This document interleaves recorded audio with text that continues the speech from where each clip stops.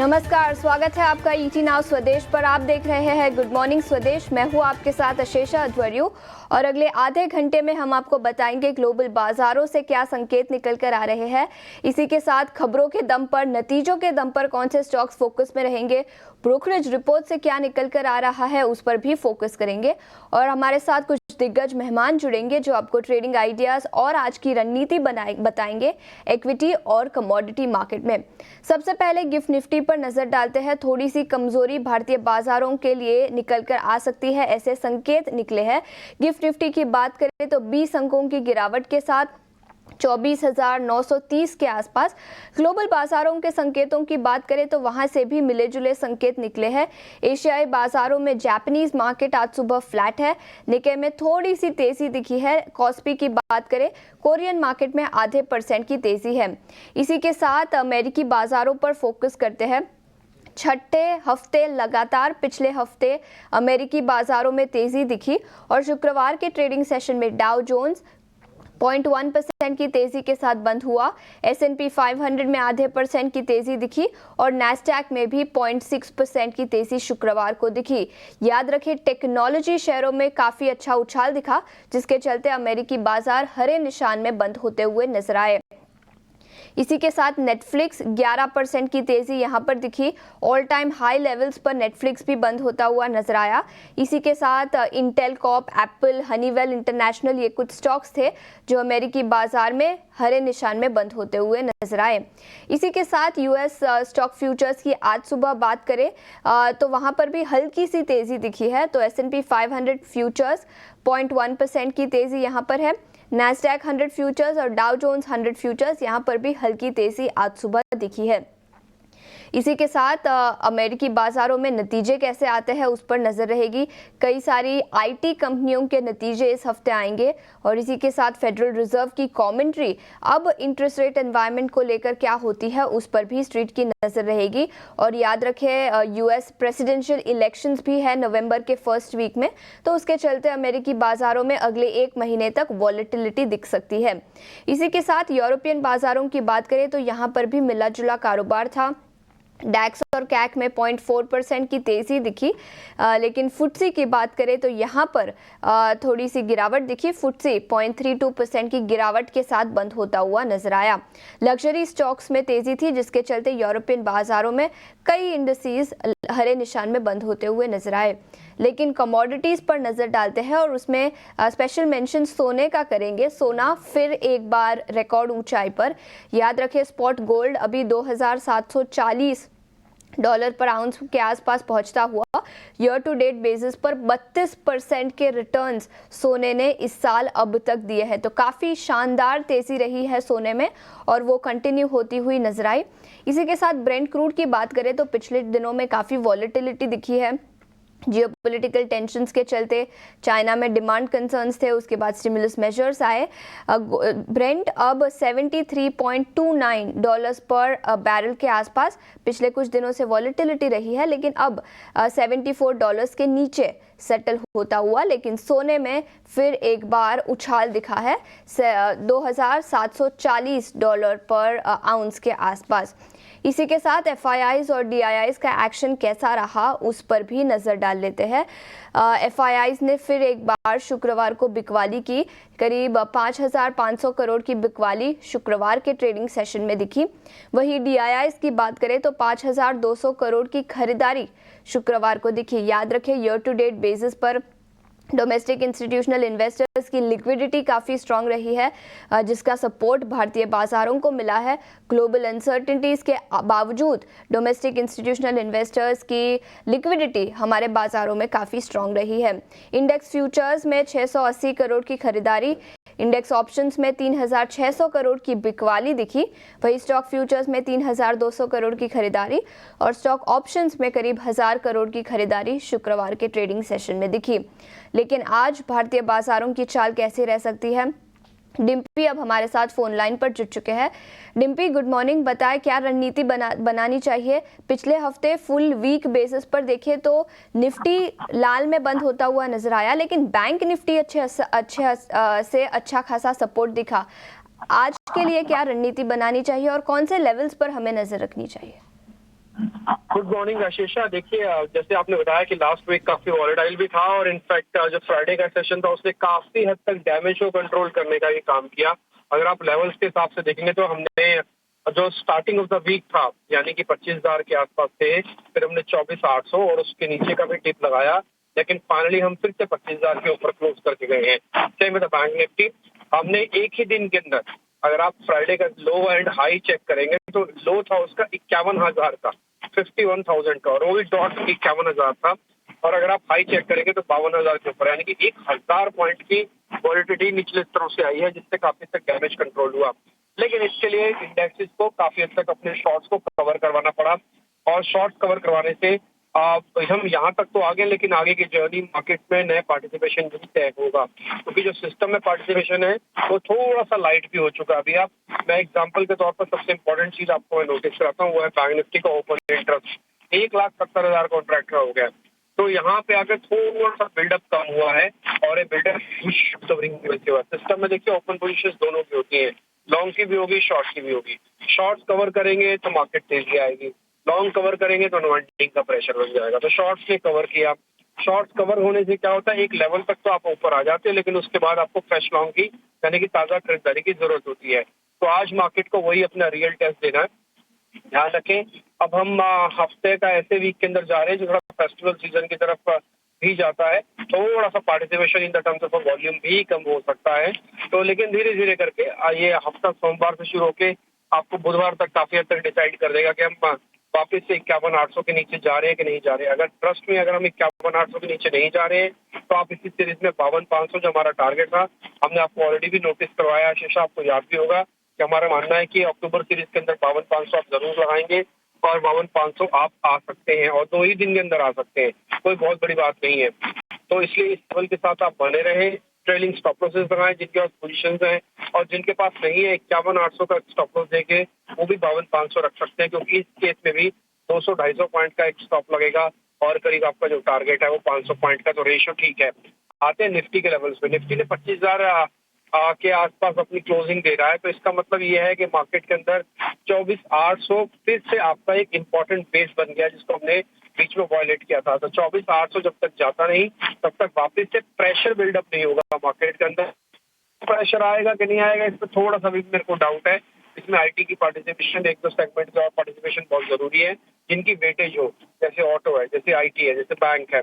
इन तीनों के पार्टिसिपेशन में से एक बड़ा सेक्टर सामने निकल के आए, या फिर रिलायंस या फिर एचडीएफसी, दो बड़े बैंक, दो बड़े प्लेयर्स निकल के आए। तो कुल मिला के मार्केट का सेटअप ठीक है।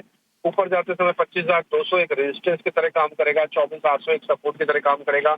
इस रेंज में वापस फंस गए हैं, तो हमने लास्ट वीक भी कई बार डिस्कस की थी, और आपको मैंने ऑलरेडी बैंक का 51,800 और 52,500 तक के टारगेट्स मोटा मोटी आपको बता दिए। ऑप्शन ट्रेडर्स थोड़ा आराम से काम करें, वैसी कोई दिक्कत नहीं है, करें खूब करें काम, बट थोड़ा स्ट्रेटेजिकली करें, क्योंकि प्रीमियम में इरोड हो सकते हैं।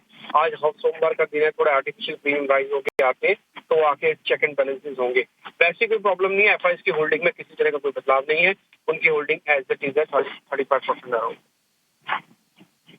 तो ये कुछ लेवल्स है, सपोर्ट और रेजिस्टेंस लेवल्स, जहां पर आपको नजर रखनी चाहिए। डिम्पी, शुक्रिया समय निकालकर हमारे साथ जुड़ने के लिए। आगे बढ़ते हैं, और इस बीच हमारे साथ जेएम फाइनेंशियल सर्विसेज के अक्षय भागवत भी जुड़ चुके हैं। अक्षय, गुड मॉर्निंग, शुक्रिया समय निकालकर जुड़ने के लिए। सबसे पहले आप बताएं, बाजार पर क्या रणनीति बनानी चाहिए आज? Good morning. तो आप देखें कि बहुत ही एक पिवोटल या क्रूशियल लेवल से निफ्टी ने रिकवरी करा है प्रायर ट्रेडिंग सेशन में। वो लेवल है 24,650 का। तो एक बहुत इंपॉर्टेंट सपोर्ट बुल्स ने डिफेंड किया है, और उसका मतलब है कि यहाँ से एक पॉसिबल शॉर्ट कवरिंग रैली दिख सकती है, जहां जिसके चलते निफ्टी 25,000 और 25,200 ये दो टारगेट एरिया जल्द ही ये आने वाले हफ्ते में टारगेट कर सकता है। डेटा पॉइंट्स भी अगर आप देखें तो थोड़ी सी ओपन इंटरेस्ट में ब्रॉडर शॉर्ट कवरिंग हुई है, इंडिया विक्स थोड़ा कूल ऑफ हुआ है, और कुल मिला के एक्सपायरी वीक जैसे नजदीक आएगा तो शॉर्ट स्क्वीज के चांसेस की प्रोबेबिलिटी हायर है। तो एक short term positive view maintain करने की राय है। स्ट्रिक्ट स्टॉप लॉस आपको फ्राइडेज के लो के नीचे करीबन 24,650 के नीचे रखना पड़ेगा, और 25,000 और 25,200 ये दो टारगेट के लिए आपको बाय करना है। बैंक निफ्टी की बात करें तो बैंक निफ्टी में काफी ज्यादा मजबूती थी। यहाँ पे 52,000 भी पार कर चुका है। काफी ऑप्शन राइटर्स ने 52,000 और 51,800 के पुट्स में राइटिंग की पोजीशन बनाई है। तो कंसेंसस व्यू है कि शॉर्ट टर्म 52,000 एक अच्छा सपोर्ट बन सकता है। और ऊपरी स्तर में पीएसयू बैंक्स ने भी काफी सपोर्ट करा, जो एक सरप्राइज एलिमेंट था फ्राइडे के ट्रेडिंग सेशन में। तो इसके चलते 52,700 और 53,000 हफ्ते में बैंक निफ्टी ऊपरी स्तर में टारगेट कर सकता है। बिल्कुल, तो ये तो निफ्टी और बैंक निफ्टी पर रणनीति हुई, लेकिन अक्षय, इसके अलावा स्टॉक स्पेसिफिक आइडियाज कौन से रहेंगे आज के लिए? जी, तो फर्स्ट स्टॉक है बैंक ऑफ बड़ौदा, जिसमें काफी स्ट्रांग मोमेंटम बाइंग दिखी हमने फ्राइडे ट्रेडिंग में। तो यहाँ पे लॉन्ग एडिशंस देखने को मिले हैं और पीएसयू पैक में मुझे लग रहा है कि बैंक ऑफ बड़ौदा 257 के टारगेट्स के लिए आप बाय कर सकते हैं। 241 का एक स्टॉप लॉस रहेगा ये ट्रेड में। दूसरा ट्रेड है आपका एनटीपीसी पावर क्षेत्र में। तो एनटीपीसी में काफी मजबूत प्राइस चार्ट देखने को मिला है। जो रिसेंट करेक्शन था इंडेक्स में, उसमें ज्यादा कुछ एनटीपीसी में प्राइस डैमेज हमने नहीं देखा। और कुल मिला के एक्सपेक्टेशन है कि ये जो रिकवरी रैली हो सकती है मार्केट में, उसमें एनटीपीसी में 441 और 447 ये दो टारगेट एरिया आपको बनते हुए दिखेंगे। ट्रेड में 415 का स्टॉप लॉस बनेगा। पावर सेक्टर से एनटीपीसी पर खरीदारी की राय, और इसी के साथ बैंक ऑफ बड़ौदा यहाँ पर भी खरीदारी की राय है। 259 से 267 तक के लक्ष्य दिखाई दे सकते हैं। अक्षय, शुक्रिया समय निकालकर हमारे साथ जुड़ने के लिए। आगे बढ़ते हैं और नतीजों के दम पर कौन से स्टॉक्स फोकस में रहेंगे वो बताने के लिए अब हमारे साथ अंश जुड़ चुके हैं। अंश, गुड मॉर्निंग। कई सारे नतीजे ओवर द वीकेंड आए, स्पेशली बैंक्स। बताएं नतीजे कैसे रहे और स्टॉक्स कैसे रिएक्ट कर सकते हैं? बिल्कुल आशीष, शुरुआत करते हैं टाटा कंज्यूमर से। वैसे तो इनके नतीजे काफ़ी अच्छे रहे हैं, लेकिन अगर हम उम्मीद के साथ कंपेयर करें तो काफ़ी मिले जुले होते हुए नजर आ रहे हैं। रेवेन्यू की बात करें तो यहाँ पे 13% का अच्छा ग्रोथ नजर आया है। 4,214 करोड़ का रिपोर्ट किया गया है। वहीं एबिटा की बात करें तो यहाँ पे भी 16-17% की अच्छी बढ़ोतरी नजर आई है। पैट की बात करें तो यहाँ पे भी कुछ 7-8% से बढ़ता हुआ नजर आया है और 364 करोड़ का यहाँ पे रिपोर्ट किया गया है। अब अगर आईसीआईसीआई लोम्बार्ड की बात करें तो इसके एक्सपेक्टेशन से ऑलमोस्ट इनलाइन नंबर आए हैं। पैट की बात करें तो यहाँ पे अच्छा 20% का अपमूव नजर आया है, लेकिन जो भी एक्सपेक्टेशन था उसके ही इनलाइन यहाँ पे नजर आता है। नेट प्रीमियम की बात करें तो यहाँ पे भी अच्छी बढ़ोतरी नजर आई है। पहले 4,240 था, अब कुछ 4,830 करोड़ के आसपास आया हुआ है। तो यहाँ पे भी अच्छी बढ़ोतरी होती हुई नजर आती है। अब अगर दालमिया भारत की बात करें तो इसके नतीजे काफ़ी वीक रहे हैं। रेवेन्यू की बात करें तो सिर्फ 2% गिरा है, लेकिन सेम टाइम पे अगर हम नेट प्रॉफिट देखा जाए तो यहाँ पे 60% का एक डाउनफॉल होता हुआ नजर आया है पिछले क्वार्टर से कंपेयर करें तो। एबिटा की भी बात करें तो यहाँ पे अभी कुछ 25% का नीचे की तरफ गिरता हुआ नजर आया है। तो मार्जिन देखे तो वो भी पहले जो 18% था वो अभी 14% के आसपास आ चुका है। तो यहाँ पे काफी नेगेटिव सेंटिमेंट बनता हुआ नजर आ सकता है। आरबीएल बैंक की बात करें तो यहाँ पे भी हमें कमजोर नतीजे नजर आए हैं। एनआईआई देख ले, यहाँ पे एनआईआई में थोड़ी सी बढ़ोतरी जरूर दिखी है, लेकिन अगर प्रॉफिट का आंकड़ा देखें तो वहां पे करीबन 24% का गिरता हुआ नजर आ रहा है। अब अगर टेक महिंद्रा की बात करें तो टेक महिंद्रा के नतीजे अच्छे आए हैं अगर हम उम्मीद के साथ इसे कंपेयर करें तो। रेवेन्यू देखा जाए तो यहाँ पे कुछ 2% की बढ़ोतरी नजर आई है क्वार्टर ऑन क्वार्टर पे, लेकिन पैट देखे तो यहाँ पे 45% का एक अच्छा जंप होता हुआ नजर आया है। साथ ही साथ जो पैट है वो इसमें जो बढ़ती है वो एक वन ऑफ के वजह से आई है। दरअसल कोटक महिंद्रा की बात करें तो यहाँ पे काफ़ी म्यूटेड परफॉर्मेंस रहे हैं। स्टैंड अलोन में देखा जाए तो एनआईआई कुछ ईयर ऑन ईयर बेसिस पे 11% से बढ़े हैं, पीपीओपी 12% से, तो पैट 5% से। आखिर में एचडीएफसी बैंक की बात करते हैं जो कि काफ़ी हैवी वेट है आज निफ्टी के स्टॉक में भी तो इसकी वजह से अच्छा एक स्ट्रॉन्ग मूव आज नजर आ सकता है। एचडीएफसी बैंक के नतीजे देखें तो यहाँ पे नेट इंटरेस्ट इनकम हमें 10% से बढ़ता हुआ नजर आ रहा है ईयर ऑन ईयर बेसिस पे। सेम टाइम पे अगर पैट देखा जाए तो वहाँ पे भी 5% का ग्रोथ नजर आया है। पीपीओपी भी देखा जाए तो यहाँ पे भी अच्छी 9% की ग्रोथ होती हुई नजर आई है। तो एचडीएफसी बैंक में अगर अच्छा मूव आता है तो इसके वजह से पूरे मार्केट में एक स्ट्रॉन्ग मूव आने की आशंका की जा सकती है। बिल्कुल, तो कई सारे स्टॉक्स जो नतीजों के दम पर आज फोकस में रहेंगे। अभी एचडीएफसी बैंक की बात की।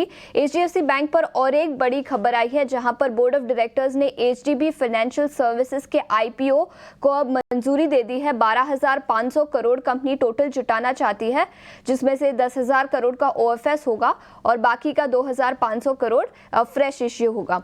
इसी के साथ कुछ और खबरों वाले शेयर्स पर फोकस कर लेते हैं। कोटक महिंद्रा बैंक के भी नतीजे आए थे। उसी के साथ बोर्ड ऑफ डायरेक्टर्स ने अप्रूव किया है एक एक्विजिशन। स्टैंडर्ड चार्टर्ड बैंक का पर्सनल लोन बुक इंडिया का कोटक महिंद्रा बैंक खरीदेगी। करीब 4,100 करोड़ का ये टोटल ट्रांजैक्शन होगा और अगले 3 महीने में ये ट्रांजैक्शन कंप्लीट होता हुआ नजर आएगा। तो नतीजों और इस न्यूज के दम पर कोटक महिंद्रा बैंक आज फोकस में रहेगा। इसी के साथ JM फाइनेंशियल सर्विसेज स्टॉक पर भी फोकस करते हैं। याद रखें, रिजर्व बैंक ऑफ इंडिया में इस साल मार्च के महीने में कंपनी पे रिस्ट्रिक्शंस लगाए गए थे। शेयर्स और डिबेंचर्स के अगेंस्ट जो लोन दी जाती है उस पर रिस्ट्रिक्शंस लगाए थे, लेकिन अब वो रिस्ट्रिक्शंस हटा दिए गए हैं। तो पॉजिटिव न्यूज़, JM फाइनेंशियल इसके दम पर फोकस में रहेगा। इसी के साथ फार्मा सेक्टर से अलेम्बिक फार्मा, जहां पर कंपनी को ब्लड प्रेशर के एक ड्रग के लिए अप्रूवल मिली है US FDA से और इसकी साइज करीब $28 मिलियन का मार्केट साइज है अमेरिका में। तो इस खबर के चलते इस स्टॉक अलेम्बिक फार्मा पर भी अपनी नजर रखे। गोदरेज प्रॉपर्टीज ने अहमदाबाद में 3 एकड़ की लैंड खरीदी है और करीब 1300 करोड़ रुपए का डेवलपमेंट पोटेंशियल है, रेवेन्यू पोटेंशियल है इस एरिया का। तो गोदरेज प्रॉपर्टीज पॉजिटिव खबर यहाँ पर भी आई है। JSW स्टील ने एक जॉइंट वेंचर साइन किया है। 50-50 ये जॉइंट वेंचर होगा, जहां पर कंपनी 100% इक्विटी खरीदेगी Thyssen crop electric steel India private limited का। तो बड़ा एक्विजिशन है। JSW स्टील पर भी अपनी नजर रखे। और लास्ट में गार्डन रीच शिपबिल्डर्स, इस स्टॉक की बात करते हैं। कंपनी को कुछ नए ऑर्डर्स मिले हैं। करीब 490 करोड़ के नए ऑर्डर्स DRDO से कंपनी को मिले हैं, designing, building, supplying naval physical laboratory के लिए। तो कुछ नए ऑर्डर्स, नए इक्विपमेंट्स DRDO खरीदने वाली है और 490 करोड़ के ये नए ऑर्डर्स है। तो गार्डन रीच शिपबिल्डर्स पर इस न्यूज के दम पर आज एक्शन दिखेगा। आगे बढ़ते हैं और ब्रोकरेज रिपोर्ट्स के दम पर कौन से स्टॉक्स फोकस में रहेंगे उस पर नजर डालते हैं। गौरव अब हमारे साथ जुड़ चुके हैं। गौरव, गुड मॉर्निंग, बताएं। जी हाँ, तो आज अगर हम ब्रोकरेज की बात करें तो सबसे पहले शुरुआत करते हैं जोमेटो से। यहाँ पे कहीं पे बैंक ऑफ अमेरिका ने उनका बाय रेटिंग बरकरार रखते हुए टारगेट प्राइस जो है वो 325 रुपीज़ का दिया है। और इसका मेन रीज़न ये है कि जैसे हमने देखा था कि कुछ मीडिया रिपोर्ट्स के हिसाब से जोमेटो जो है वो कहीं पे QIP के लिए देख रहा है। कहीं पे ये जो QIP का साइज जो है वो $450 to $500 मिलियन का होने वाला है। और इसी के ऊपर बैंक ऑफ अमेरिका कहना यह है कि कहीं पे ये जो स्केलिंग अप है वो हमें देखने को मिल सकता है वर्टिकल्स में। और इसी के साथ साथ 50% से भी ज़्यादा डोमेस्टिक ओनरशिप पे जोमेटो जो है वो टारगेट कर रहा है। और इसी के चलते कहीं पे ये जो बुलिश व्यू है वो उन्होंने ऐसे ही बरकरार रखा है। इसी के साथ साथ जेफरीज ने भी यहाँ पे कहीं पे बाय रेटिंग बरकरार रखते हुए टारगेट प्राइस जो है वो 335 रुपीज़ का दिया है, क्योंकि उनका मानना है कि ये जो है कंपनी आगे जाके 1P जो कि होगा इन्वेंटरी का एक मॉडल है वो इनेबल कर सकता है, जिसकी वजह से प्रॉफिटेबिलिटी बढ़ सकती है। इसके अलावा उनका मानना यह है कि कहीं पे इस मूव की वजह से MSCI से डिलीशन हमें देखने को मिल सकता है, बट फिलहाल के लिए उन्होंने ये जो बाय रेटिंग है वो बरकरार रखा है। इसके अलावा बात करते हैं RBL बैंक की। जैसे हमें देखा था कि रिजल्ट में कहीं पे एक वीकनेस देखने को मिला था और इसी के बाद इन्वेस्टेक ने कहीं पे डाउनग्रेड किया है इसका रेटिंग होल्ड पे और टारगेट प्राइस जो है वो भी कट करके 230 रुपीज़ पे दिया है, जो कि पहले 300 रुपये पे था। उनका मानना यह है कि कहीं पे MFI सेगमेंट में कहीं ज़्यादा स्ट्रेस जो है वो देखने को मिला था और इसके 2 मेन रीज़न है कि कहीं पे जो ओवर लेवरेजिंग देखने को मिला है और इसी के साथ साथ कहीं पे अट्रिशन जो था कलेक्शन स्टाफ में RBL बैंक के लिए, उसकी वजह से कलेक्शन में भी काफ़ी ज़्यादा गिरावट जो है वो देखने को मिली थी। इसके अलावा उनका मानना है कि क्रेडिट कार्ड में भी डेलिंक्वेंसीज बढ़ी है और इसी के चलते हुए कहीं पे एक शार्प कट जो है वो हमें देखने को मिल रहा है इन्वेस्टेक की तरफ से। और इसी के साथ साथ अगर हम IIFL की माने तो उन्होंने भी टारगेट प्राइस जो है वो कट करके 195 रुपीज़ का किया है। इसके अलावा बात करते हैं कुछ सीमेंट कंपनीज की, क्योंकि JP मॉर्गन ने यहाँ पे इनिशिएट किया है। सबसे पहले बात करते हैं अल्ट्राटेक की, जहाँ पे उन्होंने ओवरवेट रेटिंग बरकरार रखते हुए टारगेट प्राइस जो है वो 13,750 रुपीज़ का किया है। ACC पे भी उन्होंने ओवरवेट रेटिंग पे इनिशिएट किया है और टारगेट प्राइस 3,020 रुपीज़ का दिया है। और इसी के साथ साथ अगर हम बात करें डालमिया भारत की, तो वहाँ पे कहीं पे अंडरवेट रेटिंग पे इनिशिएट करते हुए टारगेट प्राइस जो है वो 1,550 रुपीज़ का दिया है। उनका मानना है कि कहीं पे सीमेंट सेक्टर में एक अच्छा कंसोलिडेशन हमें देखने को मिल सकता है और लार्ज प्लेयर्स जो है वो अग्रेसिव टर्न होते हुए देखने को मिल रहा है और इसके वजह से कहीं पे एक बुलिश व्यू जो है वो उनका देखने को मिल रहा है अंबुजा अल्ट्राटेक और एसीसी पे। इसी के साथ साथ डालमिया भारत पे उनका कहना ये है कि कहीं पे ये जो यूटिलाइजेशन में स्ट्रगल है वो वैसे ही रह सकता है नियर टर्म में और इसी के चलते एक बेयरिश व्यू यहाँ पे देखने को मिल रहा है। और आखिर में बात करते हैं इंडिया मार्ट के बारे में, क्योंकि यहाँ पे नुवामा ने रेटिंग भी डाउनग्रेड किया है रिड्यूस पे और इसी के साथ साथ टारगेट प्राइस जो है वो भी कट करके 2500 रुपीज़ का दिया है। और इसका मेन रीज़न ये है कि कहीं पे अगर हम बात करें कलेक्शन की तो उसमें एक भारी गिरावट देखने को मिली थी। अब उनका मानना यह है कि कहीं पे इसी का इम्पैक्ट आगे जाके रेवेन्यू पे भी देखने को मिलेगा और इसी के साथ साथ अगर हम बात करें कि जो मार्जिन इंप्रूवमेंट हुए थे वो भी एक नियर टर्म के लिए ही देखने को मिलेंगे और आगे जाके उसका भी एक नेगेटिव इम्पैक्ट हमें कंपनी पे देखने को मिल सकता है। तो ओवरऑल अगर हम ब्रोकरेज की माने तो इन सब कंपनीज पे नजर रखना काफ़ी ज़रूरी रहेगा, क्योंकि एक स्ट्रॉन्ग व्यू जो है वो हमें इन सब कंपनीज पे देखने को मिल रहा है। बिल्कुल, तो कई सारे स्टॉक्स जो ब्रोकरेज रिपोर्ट्स के दम पर आज फोकस में रहेंगे और खास तौर से जोमेटो और सीमेंट कंपनियों पर एक खास रिपोर्ट आई है। आगे बढ़ते हैं, कमोडिटी मार्केट पर नजर डालते हैं और आज कमोडिटी मार्केट पर रणनीति बताने के लिए हमारे साथ रवि दियोरा जी जुड़ चुके हैं। रवि, शुक्रिया समय निकालकर हमारे साथ जुड़ने के लिए। सबसे पहले सोने पर ही अपनी रणनीति बनाएं, फिर एक बार रिकॉर्ड ऊंचाई पर। क्या आपको लगता है कि ये मोमेंटम कंटिन्यू होता हुआ नजर आएगा? Good morning. डेफिनेटली बुलियन में ट्रैक्शन बना हुआ है। उसमें काफी रीजन है। तो सेफ हेवन सेट के हिसाब से काफी अच्छा बाइंग आ रहा है एंड पर्टिकुलर जो चाइना धीरे धीरे स्टिमुलस अनाउंस कर रहा है और उसके बाद रेट कट का सिनारियो चालू हुआ है। मुझे लग रहा है दोनों फैक्टर बुलियन के लिए सपोर्टिव है। पर्टिकुलर सिल्वर में लास्ट ट्रेडिंग सेशन में काफी बड़ा उछाल था, फॉलो बाइंग ये ट्रेडिंग सेशन में भी देखने को मिल सकता है। मेरे हिसाब से सिल्वर अभी भी आउट परफॉर्मर है, फिर भी गोल्ड में भी मेरे हिसाब से बाइंग चालू रहेगा।